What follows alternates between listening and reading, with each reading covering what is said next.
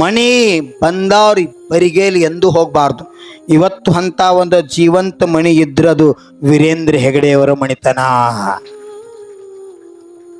ಧರ್ಮಸ್ಥಳದಲ್ಲಿ ಪ್ರತಿ ಸೋಮವಾರ ಅವ್ರ ಮಣಿ ಒಂದು ಬಂದು ಯಾರು ಖಾಲಿ ಹೋಗಿಲ್ಲ.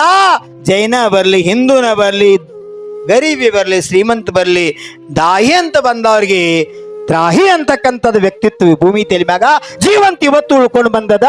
ಅದಕ್ಕ ಧರ್ಮಸ್ಥಳ. ಏನೇನೋ ಕಪ್ಪ ಮಸಿ ಬೆಳಿಬೇಕತ್ತ ಯಾರ್ಯಾರೋ ಏನೇನೋ ಮಾಡ್ರಂತ. ಅವ ಯಾವ ಪ್ರಕಾಶ್ ರಾಜ್ ಅಂತ ದೀಡ್ ಶಾನ್ಯ 200 ಕೋಟಿ ರೂಪಾಯಿ ಕೊಟ್ಟಿದ್ದತ್ತದ್ ಮಾಡಿಸೋ ಸಲುವಾಗಿ. ಹುಚ್ಚುಗೋಡ್ರೆ ನಿಮ್ಮಂಥವ್ರು ಒಬ್ಬರಲ್ಲ 1000 ಮಂದಿ ಬಂದ್ರು ಧರ್ಮಕ್ಕೆ ಜಯ ಆಗ್ತದ. ಸತ್ಯಮೇವ ಜಯತೆ. ಇದು ಭಾರತೀಯ ಸಂಸ್ಕೃತಿ ಅದ. ಯಥೋ ಧರ್ಮ ಸ್ಥತೋ ಜಯ. ಸತ್ಯ ಸಿದ್ಧಾಂತ ಕಾಯಂ ಹೇಳ್ತಿರ್ತನ್ನ. ಸರ್ಕಾರ ಮಾಡ್ಲಾರ್ದ ಕೆಲಸ ನಮ್ಮ ಸರ್ಕಾರ ವೀರೇಂದ್ರ ಹೆಗಡೆ ಅವರು ಮಾಡ್ತಾ ಇದ್ದಾರ.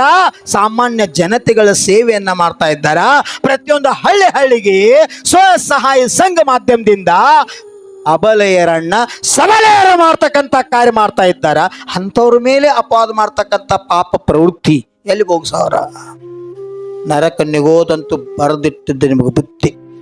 ಅದಕ್ಕೆ ಧರ್ಮ ಕಾರ್ಯ ಮಾಡ್ರಿ, ಪಾಪ ಕಾರ್ಯ ಮಾಡಬೇಡ್ರಿ.